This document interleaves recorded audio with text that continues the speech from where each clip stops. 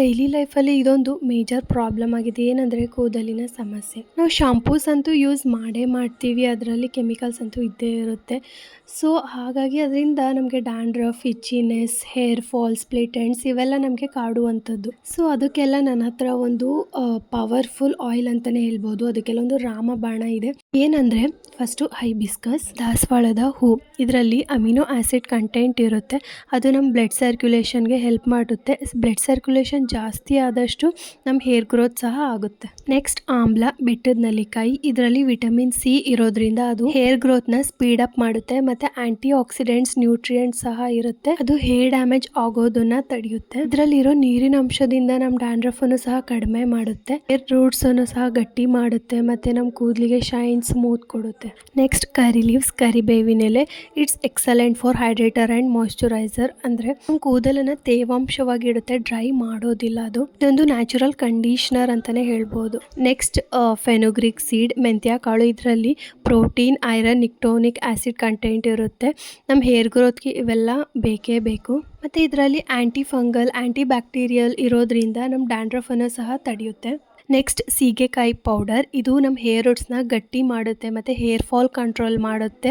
ಹಾಗೆ ಹೇರ್ನ ತಿಕ್ಕಾಗಿ ಬೆಳೆಯೋದಕ್ಕೆ ಹೆಲ್ಪ್ ಮಾಡುತ್ತೆ. ಸ್ಕಾಲ್ಪನ್ನು ನ್ಯಾಚುರಲ್ pH ಬ್ಯಾಲೆನ್ಸ್ ಮಾಡೋದಕ್ಕೆ ಹೆಲ್ಪ್ ಮಾಡುತ್ತೆ. ನೆಕ್ಸ್ಟ್ ಬಿಟರ್ ಲೀವ್ಸ್, ನಾವು ತಿನ್ನೋ ಎಲೆ. ಇದರಲ್ಲಿ ವಿಟಮಿನ್ ಎ, ಸಿ, ಇ ಇರುತ್ತೆ ಮತ್ತು ಐರನ್, ಕ್ಯಾಲ್ಶಿಯಂ, ಫಾಸ್ಫರಸ್ ಇರುತ್ತೆ. ಇದೆಲ್ಲ ನ್ಯೂಟ್ರಿಯೆಂಟ್ಸ್ ಇರೋದ್ರಿಂದ ನಮ್ಮ ಸ್ಕಾಲ್ಪ್ ಹೆಲ್ತ್ ಚೆನ್ನಾಗಿರುತ್ತೆ. ಸ್ಕಾಲ್ಪ್ ಹೆಲ್ತ್ ಚೆನ್ನಾಗಿರೋದ್ರಿಂದ ಹೇರ್ ಗ್ರೋತ್ ಚೆನ್ನಾಗಾಗುತ್ತೆ ಮತ್ತು ಹೇರ್ ಫಾಲ್ ಸ್ಟಾಪ್ ಆಗುತ್ತೆ. ನೆಕ್ಸ್ಟ್ ಒಂದು ಪಾತ್ರೆ ತೊಗೊಂಡು ಅದಕ್ಕೆ ಕೊಬ್ಬರಿ ಎಣ್ಣೆ ಹಾಕ್ಕೊಳ್ಳಿ. ನೀವು ಯಾವ ಕೊಬ್ಬರಿ ಎಣ್ಣೆ ಯೂಸ್ ಮಾಡ್ತೀರೋ ಅದನ್ನು ಹಾಕ್ಕೊಳ್ಳಿ. ನಾವಿದು ಸೂರ್ಯ ಅಂತ ಯೂಸ್ ಮಾಡ್ತೀವಿ. ಇದು ಆ್ಯಕ್ಚುಲಿ ನ್ಯಾಚುರಲ್ ಕೊಬ್ಬರಿ ಎಣ್ಣೆ ಅಂತ ಹೇಳ್ತಾರೆ. ಇದು ಧರ್ಮಸ್ಥಳ ಮತ್ತು ಸುಬ್ರಹ್ಮಣ್ಯ ಆ ಸೈಡೆಲ್ಲ ಸಿಗುತ್ತೆ.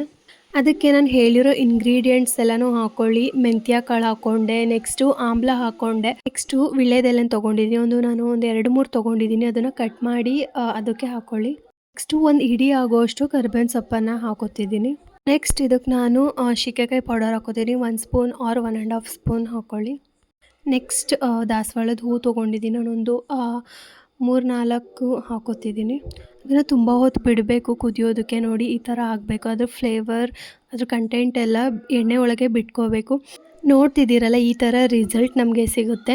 ಸ್ವಲ್ಪ ಉಗುರು ಬೆಚ್ಚಗೆ ಇರುವಾಗಲೇ ತಲೆಗೆ ಹಚ್ಕೊಂಬಿಡಿ. ಒಂದು ಗ್ಲಾಸ್ ಜಾರಲ್ಲಿ ಇದನ್ನು ಬೇಕಾದರೆ ಒಂದು 2 ಮಂತ್ಸ್ವರೆಗೂ ಸ್ಟೋರ್ ಮಾಡ್ಬೋದು. ಮತ್ತು ಇಂಗ್ರೀಡಿಯೆಂಟ್ಸ್ ಜೊತೆಗೆ ಸ್ಟೋರ್ ಮಾಡಿ. ಅಟ್ಲೀಸ್ಟ್ ನೀವು 1 ದಿನನಾದರೂ ಆಯಿಲ್ ಬಿಡಬೇಕಾಗುತ್ತೆ ತಲೆಗೆ. ಈ ವಿಡಿಯೋ ಇಷ್ಟ ಆದರೆ ಲೈಕ್, ಶೇರ್, ಕಮೆಂಟ್ ಮಾಡಿ. ಇನ್ನೂ ತುಂಬ ವೀಡಿಯೋಸ್, ಡಿಫ್ರೆಂಟ್ ಕಂಟೆಂಟ್ಸ್ಗೆ ಸಬ್ಸ್ಕ್ರೈಬ್ ಮಾಡಿ.